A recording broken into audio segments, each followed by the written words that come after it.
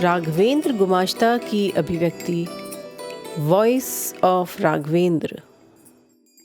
अघहारिणी श्री गंगा।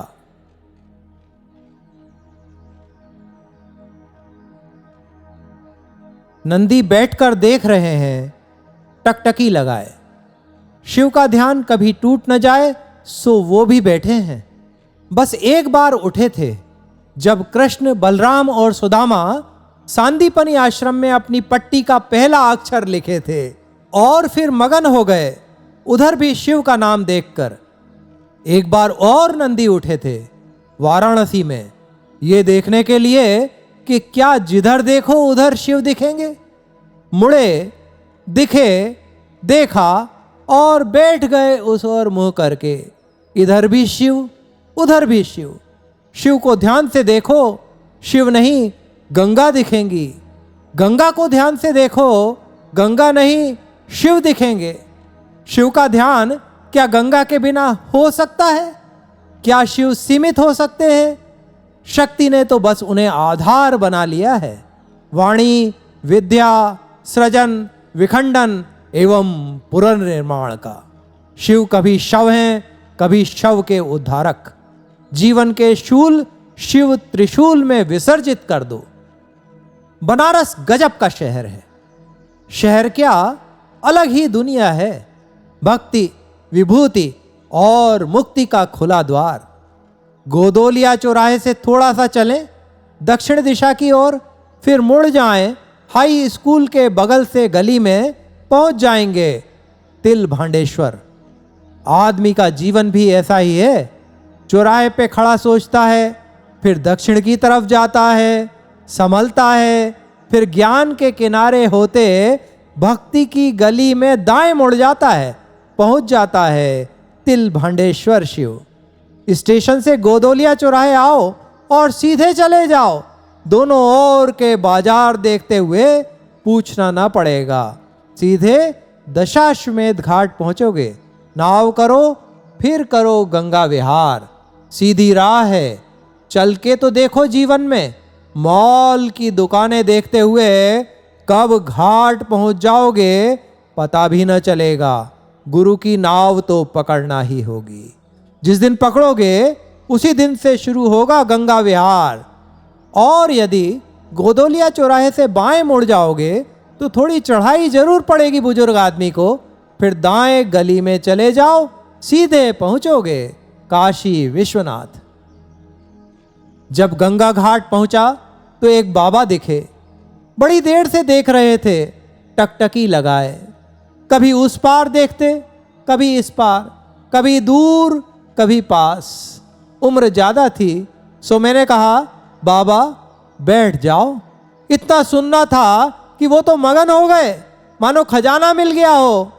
बोले, कहाँ बैठूं, किसकी गोद में बैठ जाऊं? इधर तो कोई जगह खाली ही दिखाई नहीं देती। इतनी भीड़, किधर बैठूं? समझ गया, घाट खाली था, बस दृष्टि का फर्क था। सिद्ध हैं उनको जो दिख रहा, अभी मेरी वैसी दृष्टि नहीं। प्रणाम किया, चला आया। गंगा के घाट खाली नहीं, सब जगह अदृश्य ऋषि, मुनि, ध्यानी बैठे हुए हैं। ध्यान लगाए नंदी की पीठ पे शिव और शिव के सिर पर गंगा। नंदी के ऊपर ही तो सब भार हुआ। उनके कान में लोग अपनी सिफारिश कह देते हैं ताकि गंगा तक पहुंच जाए। गंगा के पास जाकर मौन हो जाएं।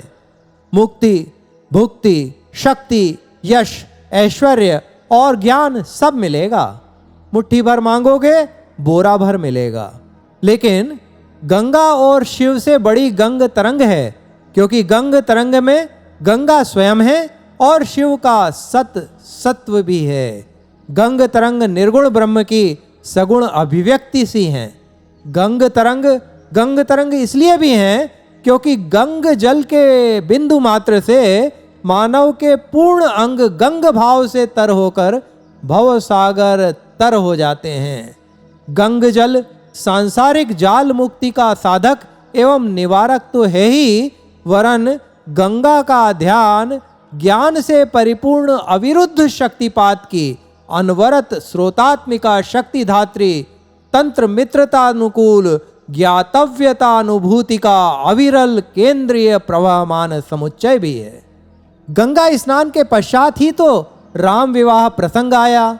पिता की आज्ञा पालन का सिद्धांत राम के गंगा पार होते ही सदैव के लिए नीति बन गया और अयोध्या लौटने के पूर्व भी गंगा स्नान का प्रसंग शुभ संकेतक सिद्ध हुआ। गंगा स्नान अपूर्व अनंत अगोचर की कृपा दृष्टि पूर्णता का मूल है। स्वप्न में भी गंगा दिखे तो वो गंगा के वास्तविक दर्शन से कतई कम नहीं। क्या गंगा स्वप्न में ऐसे ही दिख जाएंगी? स्वप्न मानवीय चिंतन का अप्रत्यक्ष दर्पण ही तो है। गंगामय चिंतन गंगामय हो जाना ही तो है। स्थूल गंगा और सूक्ष्म गंगा में कोई अंतर नहीं। गंगा गंगा है, मंत्र रूपी मात्र रूपी मात्रा रूपी गंगा अनेकों ज्ञात अज्ञात भावों, साधनाओं, दर्शन एवं धारणाओं की वाहक हैं। वे गंगा नदी नहीं, नंदी आराध्य गंगा हैं। सकल अघारिणी श्री गंगा, सकल अघारिणी श्री गंगा, सकल अघारिणी श्री गंगा।